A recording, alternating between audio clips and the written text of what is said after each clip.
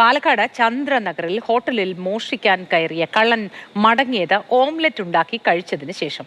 ഫ്രിഡ്ജിൽ നിന്ന് സാധനങ്ങൾ എടുക്കുന്ന മോഷ്ടാവിന്റെ ദൃശ്യങ്ങൾ പുറത്ത്. ഇയാൾ ഹോട്ടലിലെ പണവും കവർന്നു. പ്രതിക്കായി അന്വേഷണം ആരംഭിച്ചിട്ടുണ്ട്. ഗോകുൽ VS വിശദാംശങ്ങളുമായി ചേരുന്നു. Gokul, good morning. നമ്മൾ പലതരം മോഷണങ്ങളെ പറ്റി വാർത്തകളൊക്കെ പങ്കുവയ്ക്കാറുണ്ട് പ്രേക്ഷകരുമായി. പക്ഷേ ഇത് കുറച്ചുകൂടി രസകരവുമാണ്. പക്ഷേ ഒപ്പം പണവും കവർന്നിട്ടുണ്ട്. ഈ ദൃശ്യങ്ങൾ കേന്ദ്രീകരിച്ച് അന്വേഷണം ആരംഭിച്ചോ? സംഭവം ഉണ്ടായത് ചന്ദ്രനഗറിലെ ഹോട്ടലിൽ കയറിയ മോഷ്ടാവ് അവിടെ ആദ്യം ഓംലേറ്റ് ഉണ്ടാക്കി കഴിക്കുകയും അതിനുശേഷം ഫ്രിഡ്ജിൽ നിന്ന് ഭക്ഷണം എടുത്ത് അത് ചൂടാക്കി കഴിക്കുകയും ചെയ്തു. അതിനുശേഷം ഏകദേശം 24,000 രൂപ അവിടുത്തെ മേശയിൽ നിന്ന് എടുത്തതിന് ശേഷമാണ് ഈ മോഷ്ടാവ് മടങ്ങിയത്. ഈ മോഷണ വിവരം അറിഞ്ഞ ഈ ഹോട്ടൽ ഉടമകൾ പോലീസിൽ വിവരം അറിയിച്ചു.